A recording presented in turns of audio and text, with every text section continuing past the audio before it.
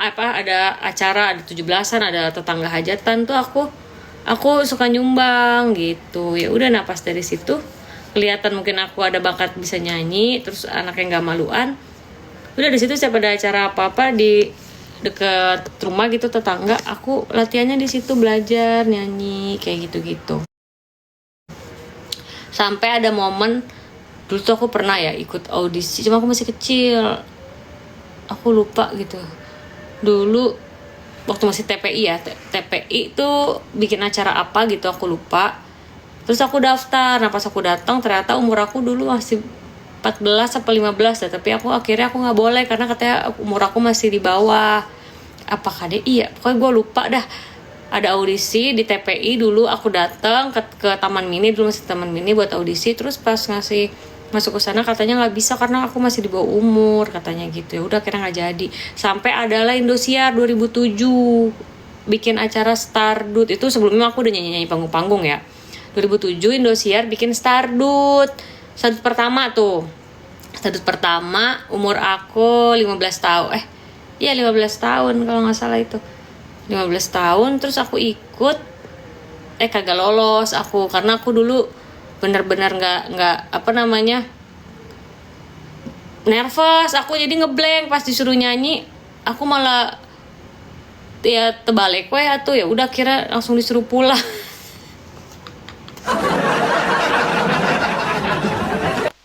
Tapi yang pokoknya satu pertama tuh aku nggak nyampe audisi yang masuk TV, nggak nyampe. Nah terus udah balik lagi sekolah biasa, terus nyanyi panggung-panggung. Nah ada lagi Stardut 2 tahun 2008 tuh Indosiar bikin lagi.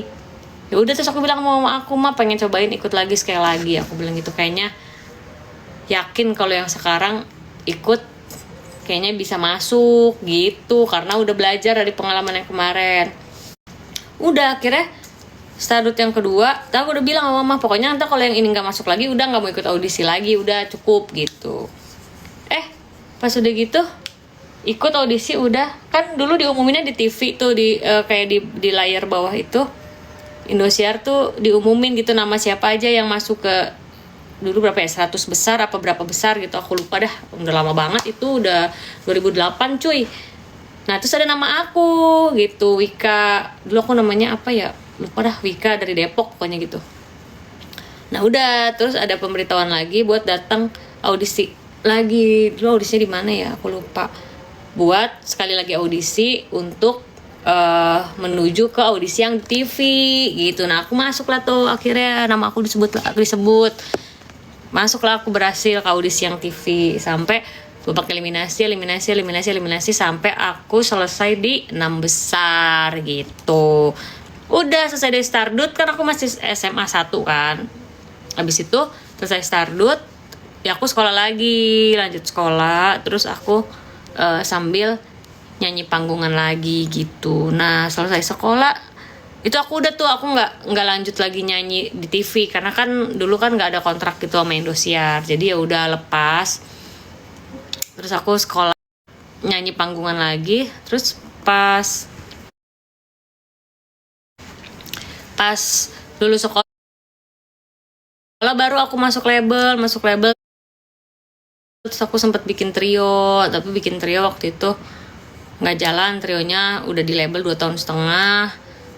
Ya udah akhirnya, karena aku kan emang aku tuh mau jadi artis karena emang dulu buat cari duit gitu, buat bantu si mama sama bapak gitu, buat bantu perekonomian keluarga lah intinya. Udah aku keluar dari label sendiri waktu itu karena ya kalau teman aku yang 2 mungkin kan nggak butuh gitu, nggak butuh, maksudnya bukan kayak aku yang emang butuh uang gitu, harus punya uang karena emang hidupnya harus fight buat kerja gitu karena harus bantu keluarga kan, mama sama bapak juga dulu. Terus udah akhirnya aku keluar sendiri di label tuh, aku sendiri udah di 2014 apa ya aku fight tuh, aku dari nyanyi sendiri, aku dari awal-awal aku masuk inbox. Dan salah satu TV juga yang berjasa buat aku itu SCTV. Soalnya dulu itu namanya tuh ada Itbulaga sama Inbox. Nah dulu tuh yang bantuin aku banget itu Opa Frankie, tapi sekarang udah pensiun karena opanya udah lumayan tua. Terus sama dulu Risa, namanya Karisa, yang mirip Katantri Kotak. Tapi sekarang dia udah pindah, udah nggak di SCTV. Nah itu tuh dia dua orang dulu yang dari awal aku masuk tuh di SCTV, mereka tuh yang lumayan support banget gitu. Terus dulu sama Bang Anggi, kalau nggak salah dia yang bantu bikin video klip di lagu aku yang pertama dengan budget pertemanan gitu. Sampai akhirnya aku dikasih kesempatan buat nyanyi di Inbox gitu. Nah terus habis itu dulu lagunya itu lagu Ngutang, lagu pertama aku judulnya. Tapi alhamdulillah tuh SCTV tuh ya zaman-zaman itu tuh aku berasa banget lah. Pokoknya SCTV tuh bener-bener yang support aku dari aku nol banget gitu. Itu bener-bener aku nol. SCTV tuh ngajak istilahnya aku dicobain buat waktu itu di Itbulaga dulu, sempat kan ada Itbulaga juga, pernah pernah juga di situ. Terus aku kayak dicobain coba bantu-bantu kayak jadi co-host, kadang yang seperti itu suka di selipin aku supaya belajar gitu dulu sama Bang Narji sama Kandika Pratama, Kak Gading tuh pas yang bagian outdoornya. Ya alhamdulillah gitu kayak merekanya tuh apa senior tapi sama aku tuh orang baru, pada welcome banget. Terus nggak ada yang kayak apa ya, kalau kata kita mah nggak ada yang ngecilin, nggak ada yang kayak ngebully gitu, nggak, malah justru pada welcome banget tuh alhamdulillah. Udah pokoknya itu aku kayaknya aku sepanjang perjalanan karir aku selalu ditemuin sama orang-orang yang baik gitu. Dulu juga MNC dulu juga sempat juga aku beberapa kali tuh dibantu juga, disupport waktu awal-awal dulu, tapi masih dulu orang-orangnya masih orang-orang lama ya. Dulu masih ada Mbak Jenong, terus Pak Jo dulu tuh yang masih ada mereka tuh. Abang Ucok, tapi Abang Ucok sampai sekarang juga masih ada. Nah dulu tuh waktu masih TPI, terus peralihan ke MNC, aku juga sempat juga di sana. Terus eh satu lagi yang ayah Sambodo itu tuh Trans 7 dulu. Jadi kenapa dulu aku bisa jadi co-hostnya Mas Tukul, itu waktu aku ceritanya kan aku pernah diundang di bintang tamu di Trans 7 dulu, aku lupa programnya apa gitu ya. Nah aku bareng sama Mas Tukul bintang tamunya tuh waktu itu. Pas udah gitu, ya nggak tahu kan aku karena pernah pernah satu event sama Mas Tukul gitu, jadi kayak udah pernah ketemu. Nah pas di bintang tamu itu ternyata barengan sama Mas Tukul lagi, jadi pas ketemu kayak udah nggak gitu canggung. Nah ternyata pas di situ kayak tektokannya tuh pas jadi bintang tamu kayak nyambung gitu. Nah ternyata Trans 7 mau bikin lagi Empat Mata, tapi dengan judulnya ini baru Empat Mata gitu. Nah terus aku dicobain lah sama Ayah Sambodo dulu, aku ingat. Jadi ada kayak bu apa ya, casting lah ya bahasa itunya mah ya. Ada beberapa, jadi udah punya kandidat gitu buat co-hostnya Mas Tukul. Jadi udah ada beberapa dan aku ditawarin mau nggak coba gitu. Terus aku bilang, ayah aku kan nggak punya pengalaman jadi co-host, dan aku juga nggak ngerti mesti kayak gimana. Udah nanti ini aja katanya gitu, belajar aja gitu, coba aja. Nah kan waktu itu kan emang juga Mas Tukul kan. Terus udah pas habis itu, habis aku kayak dites gitu, tesnya juga aku lupa ya waktu itu gimana, lupa dah pokoknya udah. Dan ternyata waktu itu katanya Mas Tukulnya pilih aku, katanya alhamdulillah.